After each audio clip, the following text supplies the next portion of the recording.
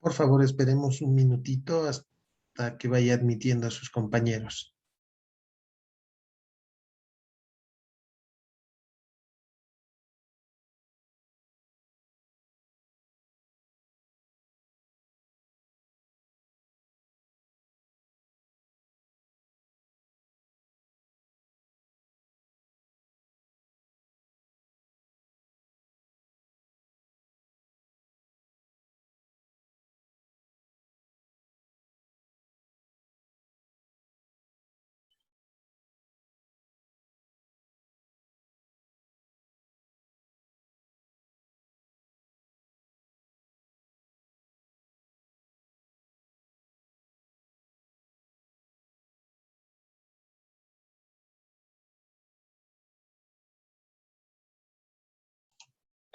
Bueno, continuemos con viendo nuestro tema de la interpretación de los contratos.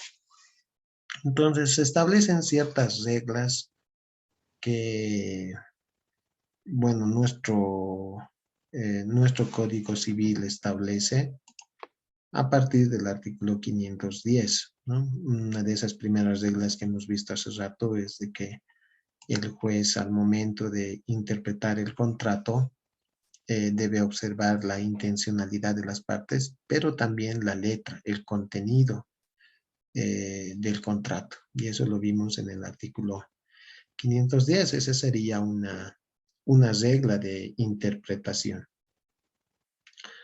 A ver, pero veamos como cuando estuvimos viendo de los pasos previos para interpretar un contrato, el establecer si el contrato es nominado o es innominado. Es primordial que observe el juez esta primera regla, porque si es un contrato nominado, vale decir que está regulado de manera específica en nuestro Código Civil. Entonces, al momento de interpretar el juez, tendría que recurrir a esa institución, ¿sí? Si se le presenta un contrato que está siendo observado de ambiguo, de oscuro, y es un contrato de compra-venta, determina el juez que es un contrato de compra-venta, entonces puede ir a las reglas de la compra-venta, que está regulado de manera específica, de manera particular en el Código Civil, para poder interpretar este contrato. El problema tal vez vendría si el contrato es innominado. Nosotros sabemos de que los contratos se pueden, que los contratos, que las partes en el ejercicio de esa su libertad contractual pueden celebrar contratos que no estén regulados de manera particular en el Código Civil. Aquí hemos visto de que lo que las partes tendrían que observar es de que ese contrato no esté en contra de de las buenas costumbres, de la moral. Entonces, las partes tenemos esa libertad contractual. Y eso lo hemos ido viendo en nuestras anteriores clases, la libertad contractual, ¿no? Acá en el artículo 454 nos dice libertad contractual. Las partes pueden determinar libremente el contenido de los contratos que celebren y acordar contratos diferentes de los comprendidos en este código. Entonces, ¿qué es lo que nos dice principalmente la teoría? De que cuando se interpretan los contratos innominados, pues necesariamente el juez tiene que recurrir o tendría que interpretar con los principios generales del derecho, porque no tendría una institución para recurrir para poder utilizar esas reglas al momento de contratar, al momento de interpretar. Entonces, esta primera regla nos estaría diciendo de que determinemos si el contrato es nominado o el contrato es innominado. Fíjense, muchas veces las partes pueden cometer el error al momento de determinar la naturaleza del contrato. Entonces, el juez no solamente tiene que restringirse al título del contrato y compraventa. Tendría que ver el contenido, las cláusulas, ¿sí?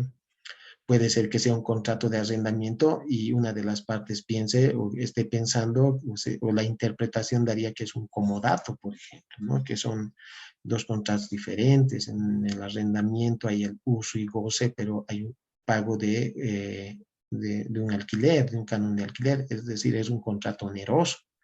Mientras el comodato también establece el uso y goce de un determinado bien, pero en el comodato el contrato es gratuito.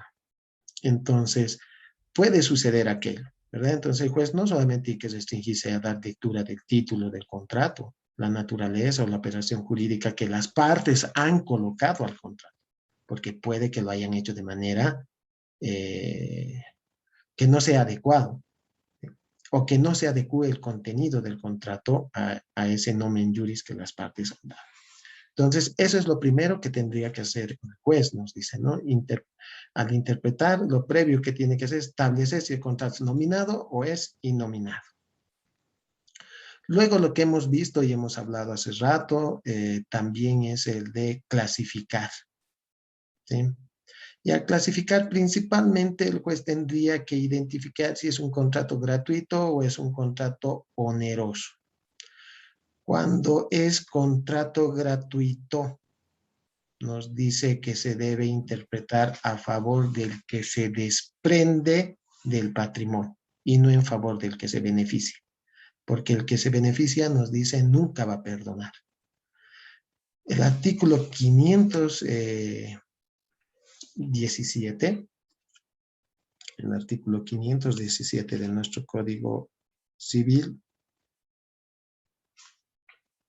nos dice, sentido menos gravoso, sentido que importa mayor reciprocidad. En caso de duda, el contrato a título gratuito debe ser interpretado en el sentido menos gravoso para el obligado. Y eso es lo que hablábamos, lo que dicen las reglas de la interpretación. Si el contrato es a título gratuito, lo clasificamos como contrato a título gratuito, entonces se debe interpretar a favor del que está haciendo el desprendimiento patrimonial, ¿sí? El que está haciendo el sacrificio patrimonial, y no en favor del que se está beneficiando, porque la teoría nos dice que el que se está beneficiando no va a perdonar, ¿sí? No va a perdonar. Diferente cuando estamos hablando de un contrato a título oneroso. Sabemos que en el contrato a título oneroso ambas partes hacen sacrificio patrimonial. Entonces, ¿qué es lo que nos dice el Código Civil en este mismo artículo 517? Y el contrato a título oneroso, en el sentido que importe la armonización equitativa de las prestaciones o la mayor reciprocidad de intereses. Entonces, el juez tiene que, si existe en ese momento de la interpretación un desequilibrio, pues tiene que tratar de dar un equilibrio, como nos dice, una armonización entre las prestaciones. Entonces, fíjense, ahí hay una regla. En los en los contratos a título gratuito y a título oneroso. A título gratuito se interpreta a favor del obligado, de quien hace el sacrificio patrimonial. Eso nos dice el artículo 517. Y cuando hablamos de un contrato a título oneroso, la interpretación la tendrá que realizar, ¿sí?, tratando de armonizar, equilibrar las prestaciones debidas por las partes, porque en el contrato a título oneroso ambas partes hacen un sacrificio patrimonial. Cuando nosotros hemos visto ya, otras reglas, sería el de interpretar un contrato, y hemos dicho que el juez debe considerar la intención de las partes, eso lo hemos visto en el 510. También tiene que conocer la totalidad del contrato para luego estudiarlo cláusula por cláusula. El 514 de nuestro Código Civil, interpretación por la totalidad de las cláusulas. Las cláusulas del contrato se interpretarán las unas por medio de las otras, atribuyendo a cada una el sentido que resulta del conjunto del acto. Tiene que hacer una interpretación de la totalidad del contrato, cláusula por cláusula, ¿sí? No puede separar. Dice que cuando ya un contrato está siendo observado de ambiguo, el juez tiene que interpretar todas las cláusulas de ese contrato, ¿sí? No solamente hacer la interpretación de una sola cláusula, de dos cláusulas, sino de la totalidad del contenido del contrato. Fíjense, ya es otra regla que nos establece en nuestro Código Civil de interpretación de los contratos. Hemos hablado de que se debe determinar si es contrato nominado o innominado, clasificarlo, principalmente identificar si el contrato es a título oneroso, si el contrato es a título gratuito. Luego hemos visto que debe averiguar la intención, otra regla, la intención común de las partes y también hacer el estudio literal del contrato. Entonces, otra regla, estaríamos hablando de que debe conocer la totalidad del contrato, para decir, interpretar cláusula por cláusula, ¿sí? Y el total de las cláusulas de un contrato. A ver, en una quinta regla, y esto nos habla de los contratos de adhesión. Es decir, se debe identificar si es un contrato de adhesión. Y creo que eso hablábamos la anterior clase.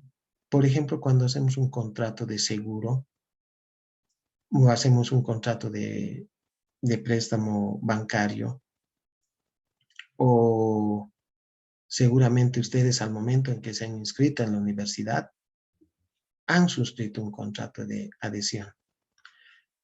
Lo ordinario, lo común, lo que se debería dar de manera general en todos los contratos es de que sean las partes quienes vayan a crear ese contrato.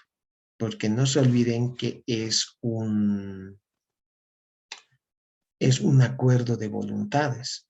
Entonces, las partes, ¿cómo van a llegar a brindar su consentimiento? Cómo esos dos intereses opuestos que es el contrato llegan un momento a ser una intención común, una sola intención. Es a partir del debate de las cláusulas de ese contrato. ¿Sí? Las partes tendrían que debatir el contenido del contrato, ser los autores de ese contrato en igualdad de condiciones, ¿sí? Porque ahí estaríamos hablando que realmente han llegado a un acuerdo y que esa su manifestación de voluntad está expresada en ese documento, que ambos han discutido las cláusulas de ese contrato. Pero nosotros nos encontramos ante la figura de los contratos de adhesión, ¿sí? ¿Qué es lo que nos dicen los contratos de adhesión? Hay una parte que es la autora del contrato y la otra solamente se adhiere. Y eso es los contratos, por ejemplo, en la universidad seguramente les han dado ya un contrato, lo que algunos autores llaman y dicen formularios, ¿sí? Sí, ya nos dan el contrato impreso y lo único que hacemos nosotros es firmar.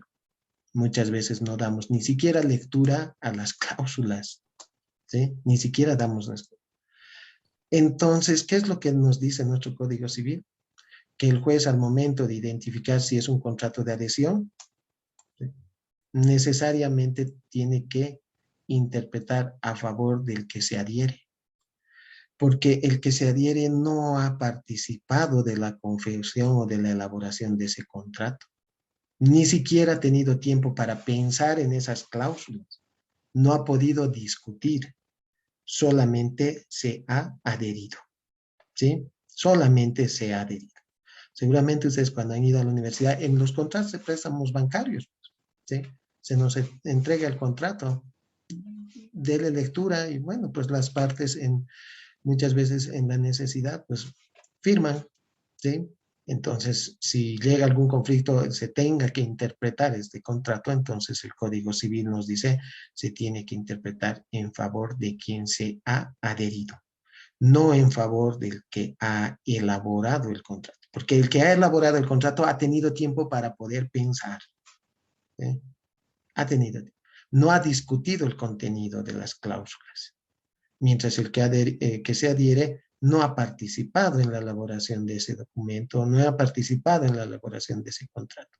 Entonces se debería interpretar o se tiene que interpretar a favor de quien se ha adherido. El artículo 518 de nuestro Código Civil, interpretación contra el autor de la cláusula. Ese es el 518. Las cláusulas dispuestas por uno de los contratantes o en formularios organizados por él se interpretan en caso de duda en favor del otro. Ahí está el artículo 518 que está regulando. ¿Por qué? Vuelvo a reiterar, porque el que se adhiere no ha participado de la elaboración del documento, no ha discutido, porque lo general es que las partes discutan el contenido del documento. En este caso, si hay duda, se interpreta en favor del que se ha adherido. Esa es otra regla de interpretación que nos habla nuestro Código Civil. Otra regla que podríamos identificar o que podríamos hablar son la que estuvimos conversando hace rato. Identificar las cláusulas de uso no expresadas. A ver, un momentito. No estoy utilizando mi...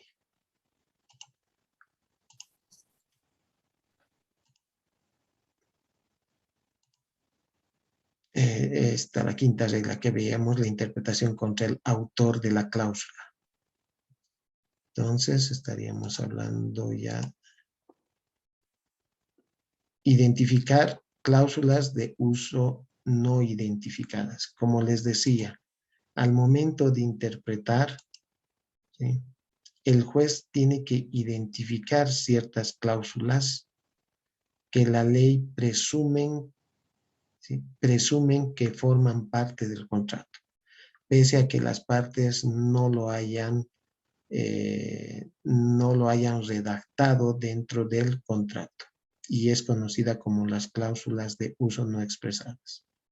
Se deben suplir en el contrato las cláusulas que son de uso, aunque no se hayan expresado. Por ejemplo, la garantía de evicción, ¿sí? El artículo 624 del Código Civil nos habla. La responsabilidad del vendedor por la evicción y por los vicios de la cosa tiene lugar aunque no se la haya expresado en el contrato. ¿Sí? La evicción significa, ustedes saben, ya han debido llevar esto, derrota judicial. Es esa garantía que da el vendedor al comprador de que no va a ser perturbado por el bien. ¿Sí? Que en caso de ser perturbado por el bien, de que haya otra persona que le discuta ese derecho, entonces es el vendedor quien va a salir en defensa del comprador. Esa es la garantía de evicción. ¿Sí?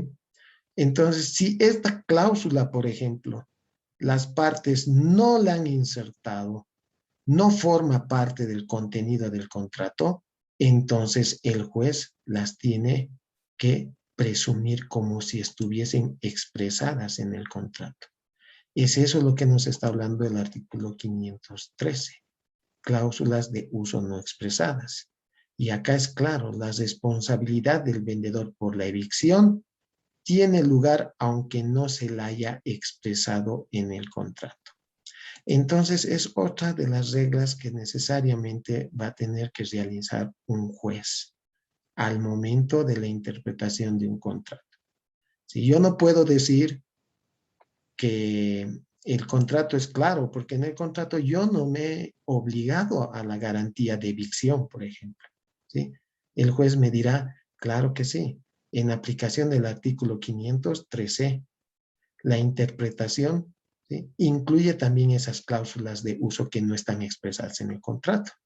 Y el 624 es claro, me va a decir el juez, que la responsabilidad de usted como vendedor es la garantía de evicción, aunque no lo haya expresado en el contrato.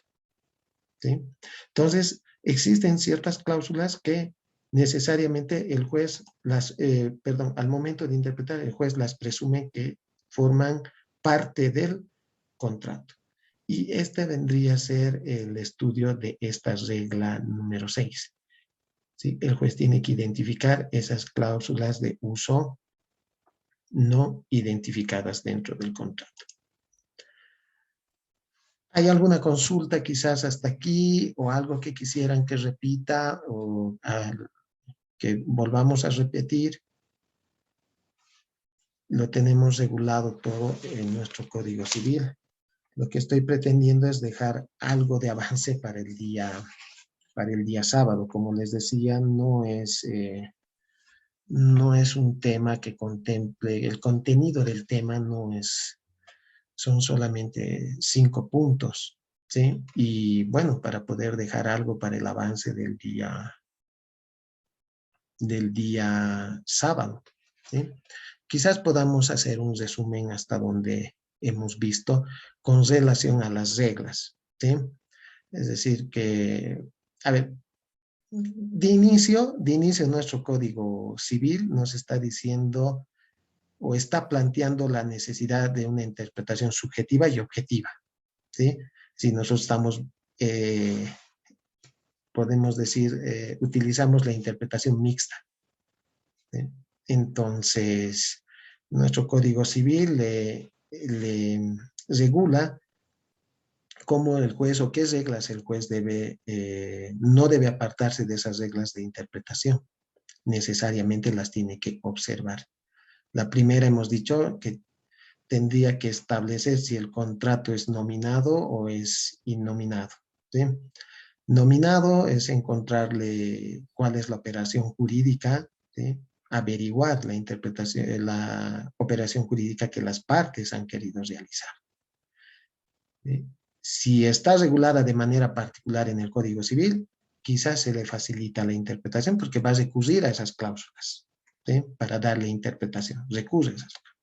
Caso contrario, si es un contrato innominado, es decir, sea un contrato que no está regulado de manera particular en el Código Civil ni en otras normas conexas, entonces va a interpretar utilizando los principios generales del derecho, ¿sí? Porque no se puede excusar el juez de no fallar, ¿sí? Necesariamente tiene que resolver los conflictos, eso nos dice el derecho procesal, ¿sí? Esa sería una primera. Segundo, clasificarlo, ¿sí? Si es un contrato consensual, es un contrato real, es un contrato solemne, pero principalmente clasificarlo y determinar si el contrato es a título gratuito o es a título oneroso. Si es a título gratuito, hemos dicho, se interpreta en favor de quien está haciendo el desprendimiento de su patrimonio, ¿sí? Porque la otra parte solamente se está beneficiando. Entonces, en caso de duda, interpreta en favor de quien está haciendo el desprendimiento de su patrimonio, quien está haciendo el sacrificio patrimonial. Si son onerosos y existe duda, entonces lo que tiene que buscar el juez es armonizar las prestaciones, ¿sí?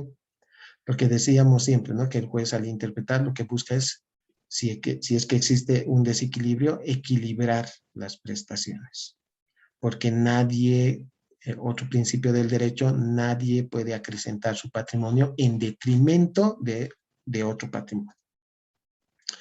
Luego hemos visto de que, a ver, ¿qué más hemos visto? De que tiene que interpretar la totalidad del contrato, vale decir cláusula por cláusula, ¿sí? Así no sean cláusulas ambiguas, pero tiene que hacer ese estudio de cláusula por cláusula, es decir, la interpretación es de la totalidad del contrato, ¿sí?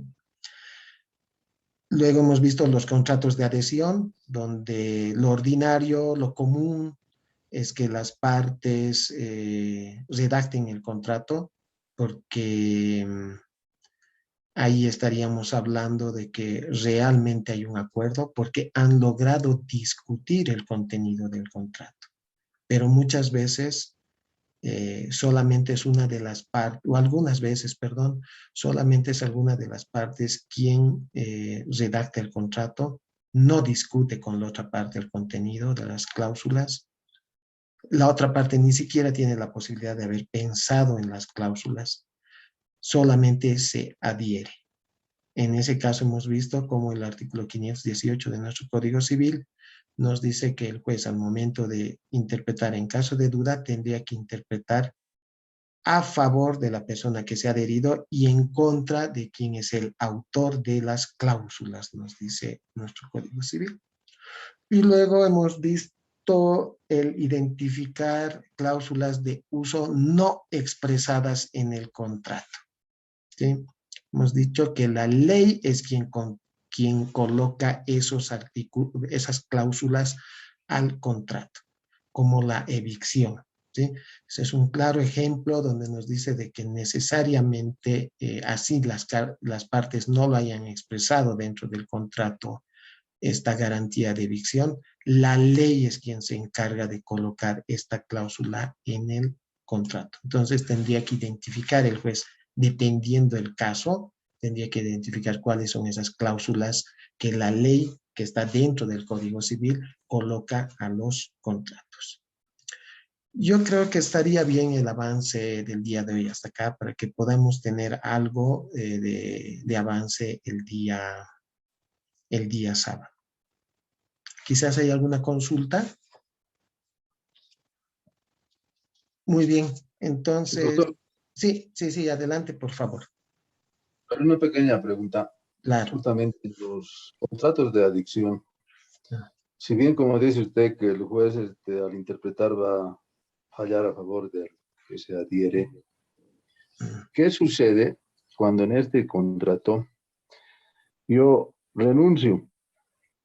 Por decirle como ejemplo, que bien puso usted en la universidad, yo he pagado, digamos, toda la carrera y quiero ahora renunciar y mi pretensión es pedir la devolución Ya, del tiempo restante.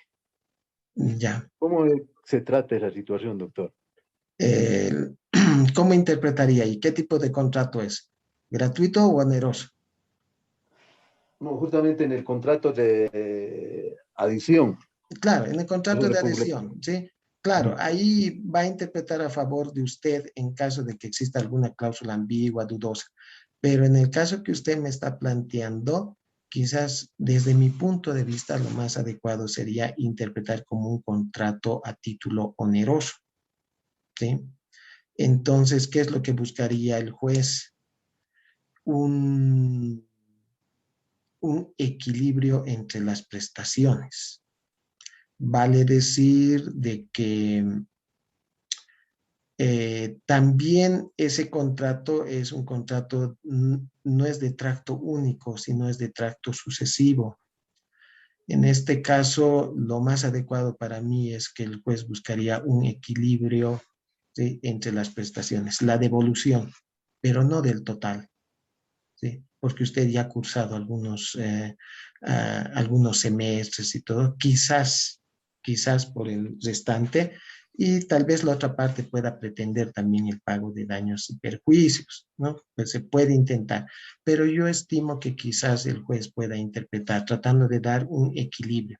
Y como no es un contrato, como le digo, de tracto único, sino es de tracto sucesivo, entonces considerar que ya no se le haría la devolución del total, sino una devolución de aquello que usted ya no va a cursar. Yo por lo menos lo veo de esa manera, Marco Antonio. Está correcto, doctor. Justamente ahí lo que implica es la pérdida para que se adhiere. ¿Por qué? Porque surge la figura de daños y perjuicios. Sí, sí, ¿Entiende sí, esa figura? Entonces claro, a usted le claro, perjudica prácticamente. pero como le estaba diciendo, puede intentar, como le estaba diciendo, ¿no? Puede intentar, digamos, la universidad los daños y perjuicios, porque se ha establecido un file, se ha hecho ciertos trámites ya con relación a usted y todo aquello, entonces quizás pueda pretender por ese lado. Pero no se olvide, en este tipo de contratos el juez va a tratar primero de interpretar a favor de quien se ha adherido en caso de duda, pero fíjese, aquí no me está hablando usted de duda, porque el contrato se interpreta en caso de duda, de que haya una cláusula que no sea clara, que sea ambigua, que nos dé a doble interpretación. En el ejemplo que estuvimos analizando era en un ejemplo que usted quería la devolución de su. Y veamos, ahí vamos a ver la resolución, la rescisión de los contratos y todo aquello. No se olvide de que los contratos tienen fuerza de ley entre las partes. ¿Sí? Y las partes nomás que han creado el contrato, las partes pueden disolver también ese contrato de mutuo acuerdo, así como han creado el contrato, lo pueden extinguir el contrato. ¿Sí?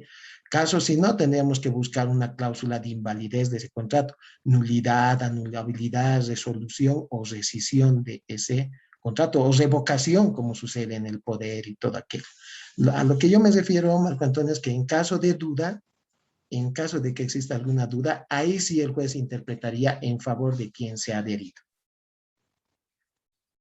Perfecto, doctor. ¿Sí? Disculpe otra consulta. Sí, En estos casos, estamos hablando de contratos, ¿verdad? claro. ¿Se puede dar la posibilidad que uno podría cambiar de casa de estudio bajo ¿Cómo? ese contrato? ¿Cómo? Los contratos son particulares, digamos, Marco Antonio, el contrato que usted está haciendo con la universidad. Eh, a partir de ese contrato, ¿qué es lo que usted me dice? Que pueda hacer otro contrato, hacer un cambio. Creo que las partes podemos, ¿no? En nuestra libertad, cambiar de una universidad a otra, pero no sé a qué se está refiriendo Marco Antonio, no me estoy ubicando muy bien.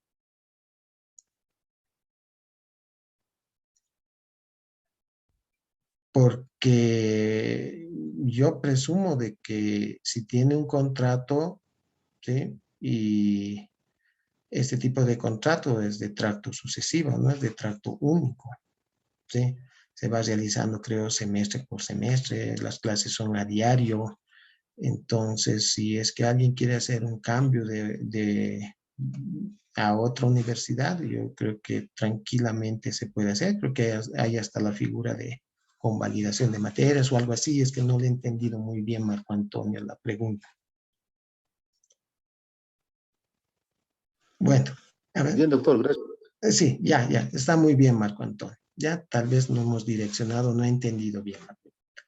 Muy bien, nos estaríamos viendo entonces, bueno, ya estamos, finalmente hemos llegado al final de nuestra clase, ya es las 8:27. Entonces, estaríamos viéndonos el día sábado, tenemos una sesión y luego tenemos nuestro control de lectura. ¿Ya? Que tengan muy buena noche y nos vemos el día sábado. Hasta luego.